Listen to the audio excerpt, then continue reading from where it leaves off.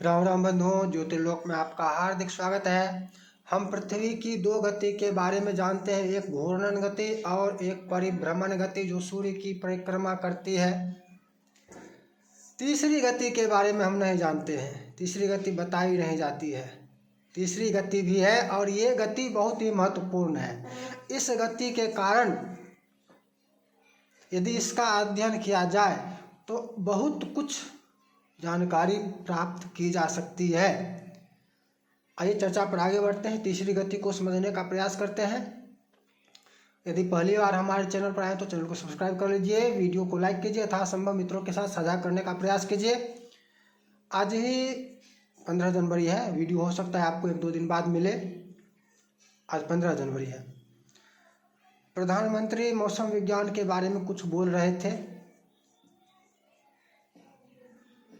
भूकंप आदि के लिए भी पूर्वानुमान के संबंध में भी चर्चा कर रहे थे। अभी तीसरी गति, जिस पृथ्वी की जिस तीसरी गति की चर्चा मैं करने जा रहा हूँ, इसकी चर्चा कहीं नहीं होती है। आपको भी पृथ्वी की दो गति बताई गई होगी। एक दैनिक गति जो अपने अक्ष पर एक चक्र पूर्ण करती है, इसको दैनिक गति कहते हैं। मान लिया जाए यहाँ से आरंभ हुआ, ये आप देख रहे होंगे यहाँ, और यहाँ से ये आरंभ होकर फिर घूमकर जब यहाँ आ गई, ये आ गई यहाँ पर, तो एक चक्र पूर्ण, इसको घूर्णन गति कहते हैं। दूसरी गति होती है, ये मान लिया जाए सूर्य है, सूर्य यहाँ पर सूर्य मान लेते हैं इसको, इसकी परिक्रमा कर रही है। ये एक वर्ष में, एक परिक्रमा एक वर्ष में पूर्ण होती है। ऐसे कहें जैसे कहें, एक वर्ष में सूर्य का एक चक्र पूर्ण करती है। इसको परिभ्रमण गति, परिक्रमण गति इत्यादि कहा जाता है। दोलन गति की चर्चा नहीं होती है। ये अक्ष पर अभी बताया जा रहा है आपको कि पृथ्वी अपने अक्ष पर ये विषुवत रेखा है, ये उत्तरी ध्रुव है, ये दक्षिणी ध्रुव है, दो ध्रुव है। ये सीधी नहीं है, ये तो बताया जाता है कि ये सीधी इस तरह से नहीं है, दोनों ध्रुव सीधा नहीं है, झुकी हुई है दक्षिण की ओर 23.5 डिग्री, 23.5 डिग्री झुकी हुई है और इसी तरह से घूमती है। अब ये तीसरी गति जो है ऐसे ऐसे होता है, इसकी चर्चा नहीं होती है, ये नहीं बताया जाता है, इसका अध्ययन नहीं किया जाता है। ये तीसरी गति इसे 23.5 डिग्री झुकी हुई है, तो ऐसे ऐसे ऐसे ऐसे ऐसे ऐसे ऐसे ये तीसरी गति है। ये पृथ्वी की तीसरी गति है जिसकी चर्चा नहीं होती है, समझ लीजिए। इतनी आज झुकी हुई है, अभी अब वर्तमान समय में पृथ्वी इतनी झुकी हुई है 23.5 डिग्री। तो ये इधर है तो इधर भी आती है, ऐसे भी झुकती है, ऐसे ऐसे ऐसे ऐसे इस तरह से भी झुक चलती है, समझ रहे हैं। इस तरह से, फिर इस तरह से, फिर इस तरह से, फिर इस तरह से, फिर इस तरह से, फिर इस तरह से। अब समझ में आ गया होगा। ऐसे ऐसे ऐसे ऐसे ऐसे ऐसे, ये थोड़ा अधिक अभी यहाँ पर हम 23.5 डिग्री नाप कर नहीं झुका रहे हैं कि 23.5 डिग्री झुक रहा है। ये 30 डिग्री भी हो सकता है, 90 डिग्री भी हो सकता है, झुक जाए हो जाए। समझाने के लिए मात्र कह रहा हूँ कि ऐसे ऐसे ऐसे ऐसे ऐसे ऐसे ऐसे ऐसे, ये तीसरी गति है। पेंडुलम, पेंडुलम याद है, घड़ी में एक सुई हो, एक डंडा के तरह होता था जो ऐसे ऐसे ऐसे ऐसे घूमते रहता था, ऐसे ऐसे ऐसे ऐसे। उस पेंडुलम के जैसे एक गति है इस प्रकार की, ऐसे ऐसे पेंडुलम की तरह झुक रही है, चल रही है। इस गति का भी बहुत बहुत महत्वपूर्ण है। और इस पेंडुलम वाली जो गति है, इसको दोलन गति कह सकते हैं। यदि इस गति का नाम आपको नहीं बताया गया है, नहीं दिया गया है, नामकरण नहीं किया गया है, तो ले लो, नामकरण मैं कर देता हूँ। इसका नाम है दोलन गति। दोलन गति नाम ले लो इसका।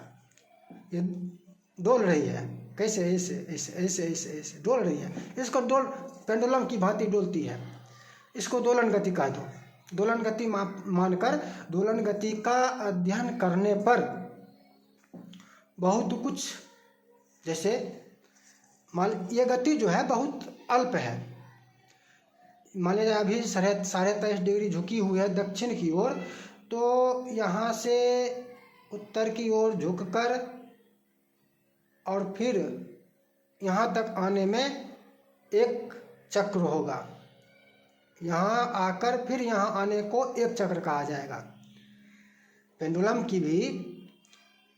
भी जो होता है ऐसे है, इस प्रकार से है। अब यहाँ से यहाँ गया, यहाँ से यहाँ आया, तो कहीं से भी एक चक्र तब मानेंगे, या तो यहाँ गई, फिर यहाँ गई, फिर यहाँ आ गई, इधर से घूम के इधर यहाँ आ गई तो एक चक्र हुआ। या यहाँ से यदि एक चक्र मानेंगे तो यहाँ से एक चक्र तब होगा जब यहाँ आकर फिर यहाँ पहुँच जाए, एक चक्र इसको कहा जाएगा।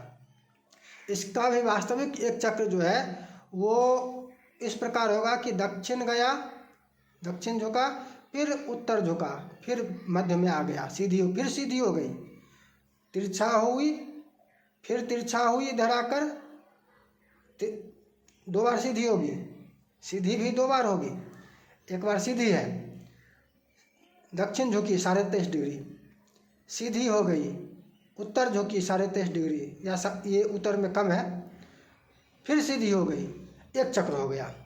या यदि अभी हम वर्तमान 23.5 डिग्री से ही ले, 23.5 डिग्री झुकी हुई है, तो इस उत्तर झुककर यहाँ से उत्तर झुककर यहाँ से एक बार उत्तर जाकर फिर यहाँ आ जाएगी तो एक चक्र होगा। इसको एक बार, यह एक बार की गति होगी, दोलन गति, इसको एक बार कहा जाएगा। एक बार एक चक्र पूर्ण हो गया। ये गति बहुत ही अल्प है, ये गति बहुत ही अल्प है। जैसे मान लिया जाए किसी गाड़ी के ऊपर आप बैठ जाए, ट्रेन के ऊपर ही बैठ जाए, या गाड़ी में ही बैठे हैं, या गाड़ी के ऊपर छत पर बैठ जाए, तो सीधी गति से चल रही है, उस गति से आप उसके साथ चल रहे हैं, ठीक। वो थोड़ा सा कभी इधर उधर दाएं बाएं होती है तो आप हिलने लगते हैं, डोलने लगते हैं। वो यदि दाएं बाएं होती है, झुकती है, या तो टर्न ले या झुके, जो भी हो, टर्न लेगी तो भी झुकेगी, और ज़मीन तिरछा होने पर भी झुकेगी, कहीं गड्ढा होने पर भी जंप करेगी।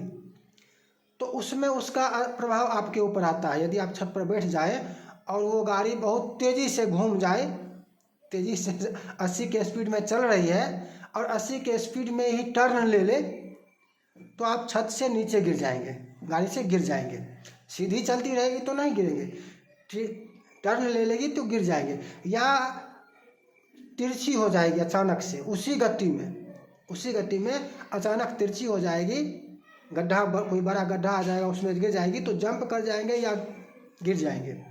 उसी तरह से पृथ्वी की ये जो दोलन गति है, जो बहुत अल्प है, ये यदि अधिक हो जाए और ये भी प्रतिदिन होने लगे या वर्ष में एक बार होने लगे, बहुत शीघ्र हो, बहुत गति, ये भी गति भी तेजी से हो, तो इस पर, पृथ्वी पर कुछ नहीं टिक पाएगा। यदि वार्षिक रूप से भी एक चक्र पूर्ण होने लगे, ये इसका एक चक्र वार्षिक रूप से भी पूर्ण, एक वर्ष में एक बार ऐसे हो जाए, तो भी इतना, हर दिन भूकंप ही रहेगा, हर दिन भूकंप ही, और जोरों का भूकंप ही रहेगा। कुछ भी पृथ्वी पर टिकेगा नहीं, कुछ भी पृथ्वी पर टिक नहीं पाएगा। इसलिए यह गति बहुत ही अल्प है, और एक चक्र पूर्ण होने में लगभग 41,000 वर्ष लगते हैं। पृथ्वी की दोलन गति, नाम नहीं है तो नाम मैंने दे दिया, नाम ले लो। यहाँ से यहाँ आकर फिर यहाँ आने में एक चक्र में लगभग 41,000 वर्ष लगते हैं, यानी एक चक्र 41,000 वर्ष में इसका पूर्ण होता है। अर्थात आज यदि 23.5 डिग्री दक्षिणी झुकाव है तो इसका आधा, लगभग 20,000 साढ़े 20,000 वर्ष के पश्चात पृथ्वी का झुकाव दक्षिणी नहीं होगा, ये उत्तरी झुकाव होगा, ये उत्तरी झुकाव होगा। लगभग 20,000 के बाद पृथ्वी उत्तरी झुकाव उत्तरी ध्रुव की ओर झुकी हुई होगी, दक्षिणी ध्रुव की ओर नहीं झुकी होगी। ये है दोलन गति। और फिर 41,000 वर्ष बाद फिर पृथ्वी दक्षिण ध्रुव की ओर झुकी होगी, फिर से झुक जाएगी, तो ये एक चक्र हो जाएगा। तो ये गति यदि अधिक होगी तो इस पर कुछ टिकेगा ही नहीं। ये गति अल्प है और 41,000 वर्ष में इसका एक चक्र पूर्ण होता है। 41,000 वर्ष में इसका एक चक्र पूर्ण होता है। लेकिन यदि इस गति का अध्ययन करें तो बड़े बड़े भूकंपों का पूर्वानुमान लगाया जा सकता है। जैसे बहुत शीघ्र यदि ये गति बहुत अधिक हो जाए, बढ़ जाए, तो बहुत ही भूकंप आने लगेंगे, कुछ भी नहीं टिकेंगे, सब इधर उधर हो जाएंगे, उड़ जाएंगे।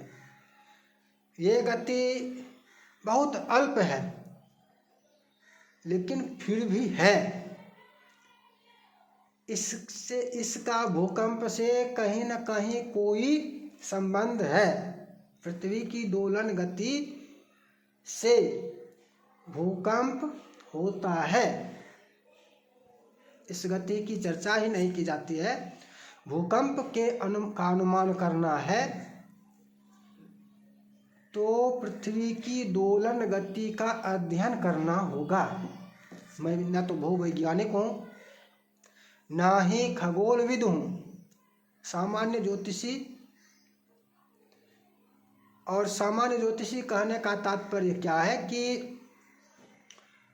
खगोलविदों के लिए, खगोल संबंधी रिसर्च के लिए,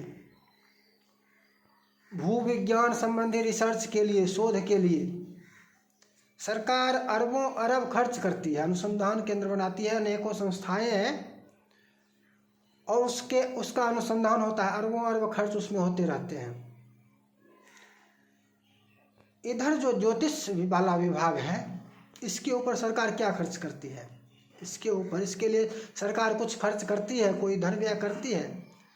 यदि सरकार उतना ही धन ज्योतिष विभाग के ऊपर खर्च करने लगे, ज्योतिष के अनुसंधान शोध के लिए खर्च करने लगे, तो जितना मौसम का पूर्वानुमान हो या जो कुछ भी हो उधर से आता है, भूवैज्ञानिकों द्वारा या खगोलविदों द्वारा, उससे कई गुना अधिक ज्योतिषियों द्वारा आएगा, उससे कई गुना अधिक आएगा। उतना नहीं जितना वो दे रहे हैं, उससे कई गुना अधिक आएगा। आज भी सामान्य लोग पंडितों से ही मौसम के बारे में भी पूछते हैं, वर्षा कब होगी, ठंड कितने दिन रहेगी। आज भी पंडितों से ही पूछते हैं कि इनके पास ज्योतिष के आधार पर ज्ञान होगा मौसम के बारे में। लेकिन यहाँ पर समस्या ये है कि इसके ऊपर कोई शोध हो ही नहीं रहा है। सारे शोध समाप्त हो गए, शोध इतने समाप्त हो गए कि पंचांग अदृश्य हो गए, दृश्य नहीं रहे।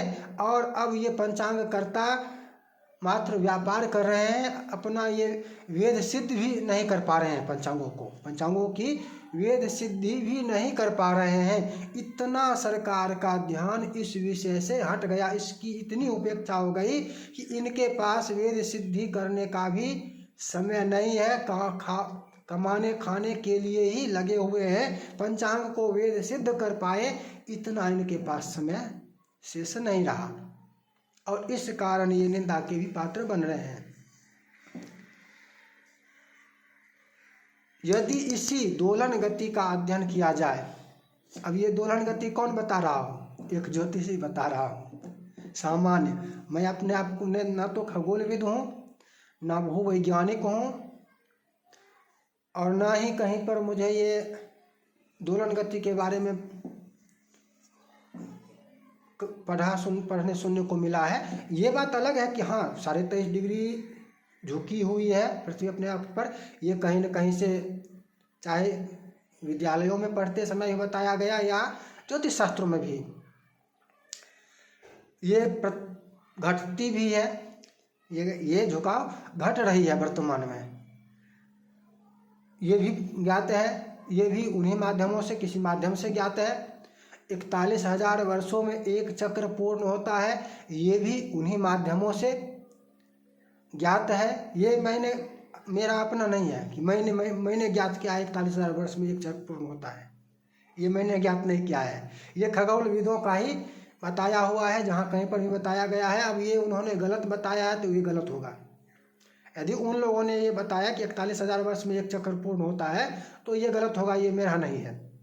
लेकिन ये गति है, ये गति है। ये गति भी वही बता रहे हैं कि पृथ्वी का झुकाव कम हो रहा है, 41,000 वर्ष में एक चक्र पूर्ण होगा। लेकिन दोलन गति वो नहीं मान रहे हैं, दोलन गति स्वीकार नहीं कर रहे हैं कि दोलन गति भी है। यदि इसको दोलन गति को आप स्वीकार कर लेते हैं तो इस दोलन गति के कारण भूकंप आता है, इस दोलन गति से भूकंप आता है। दोलन गति का अध्ययन करेंगे तो आपको भूकंप का भी पूर्वानुमान होगा। प्रधानमंत्री जी भूकंप के पूर्वानुमान की भी चर्चा कर रहे थे, तो उनके लिए भी आप लोग भी प्रयास कीजिए कि यदि ये चर्चा वहाँ तक पहुँच जाए, यदि पहुँच जाए तो इस विषय में भी कदम आगे प्रयास होगा। ऐसा है, यदि सरकार के पास ये विषय पहुँच जाए कि पृथ्वी की एक दोलन गति भी है और इस दोलन गति से भूकंप होता है, भूकंप का इस दोलन गति से संबंध है।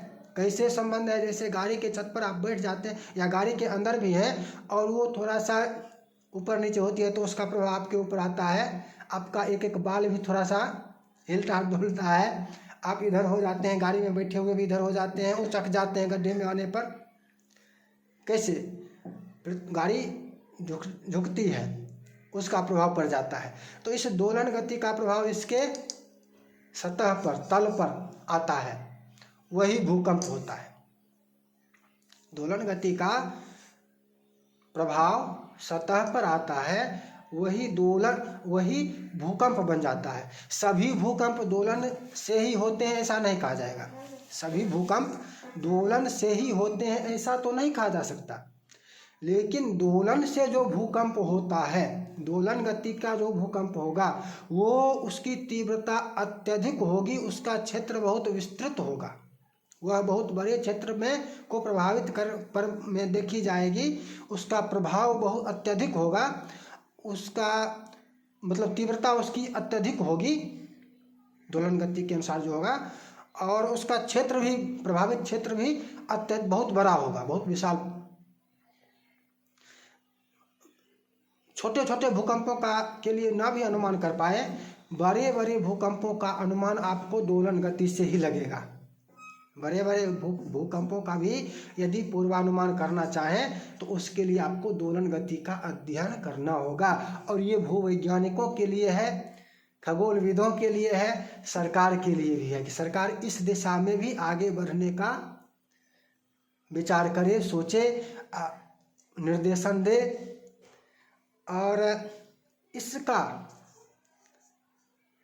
ऋतुओं पर भी प्रभाव होता है, इसी के